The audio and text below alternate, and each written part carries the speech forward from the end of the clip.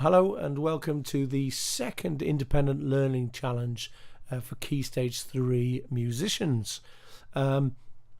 If you have arrived later in the school year and haven't seen the first instalment, if you like, and haven't done the first ILC, it would be very much worth your while taking a look at the video that goes with that one to get a sense for what your classmates have already been asked to do, because some of the advice in that video will sort of be assumed knowledge going forward. This is another compositional task. For the same reasons given earlier, this is the best way that I can assess your understanding of the music making we've been doing in class. So the music making in class is listening and performance based, and the independent learning challenges are compositional based. So it's your way of showing me through your own music making that you understand how various compositional devices are used and how they're effective. So unlike the first exercise that I set, there are a couple of additional constraints that I would like to impose on this term's homework. The first is that this must be, what I see at the end of it, must be a classmate-based performance. So rather than me marking a notated score or a multi-track recording or anything like that, I want to make sure that your composition is for real musicians, and there must be at least 3 musicians involved, which allows you to have between 1 and 3 different things going on at any particular time when you finally show me a performance of your composition of the music that you've invented. Structurally, again, you should at least have a beginning, middle and end, a very clear structure rather than just a sort of a nice idea that doesn't seem to go anywhere or stops suddenly and doesn't seem to have sort of taken us on a journey, if you like.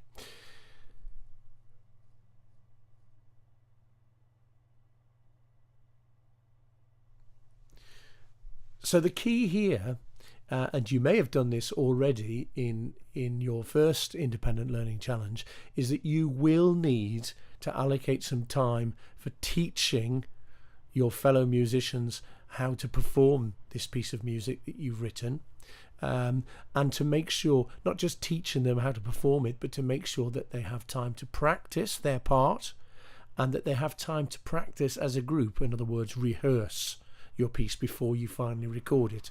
I suggest you record it using your phone camera with the microphone turned on, so a simple kind of live recording for me to be able to assess.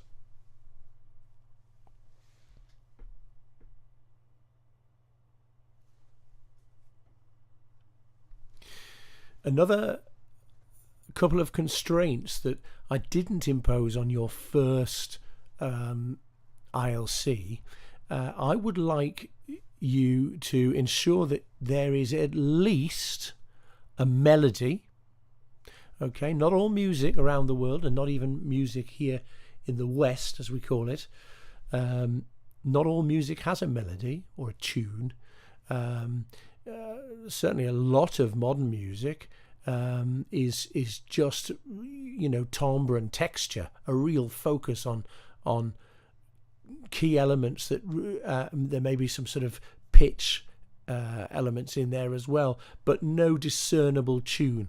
I would like to make sure that this composition is based on a tune that you have written.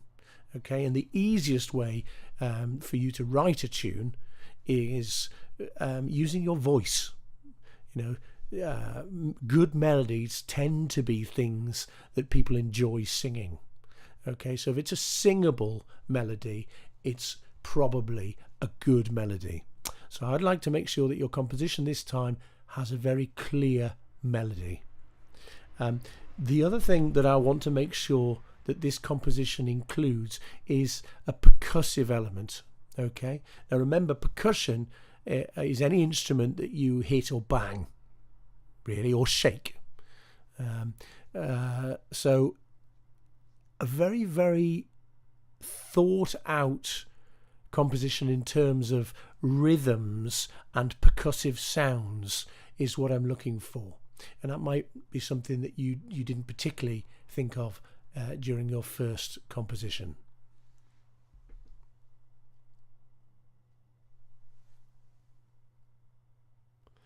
Now, as with last time, there is no need, because I'm assessing composition here, your invention of music, there is no need, if you don't want to, for you to be one of the performers.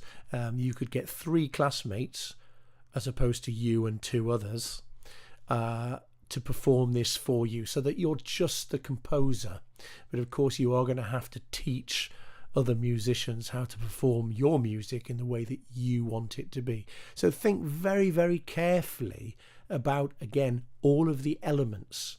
You know, when you're rehearsing your group of musicians, whether or not you are one of them, you have to be really, really clear on how you want them to perform their parts.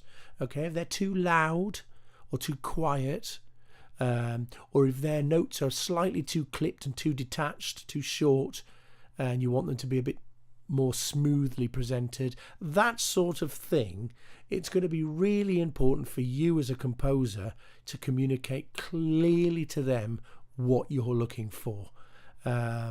Don't just be satisfied with them bashing through the notes that you tell them to play in the way that they first do. Try to think very carefully about little subtleties with regards to the musical elements. As I said last time, it's always important that you consider every musical element. Precisely how do you want your notes, your musical material to be performed? Okay, that's your job as a composer, and it will make all the difference to the final result.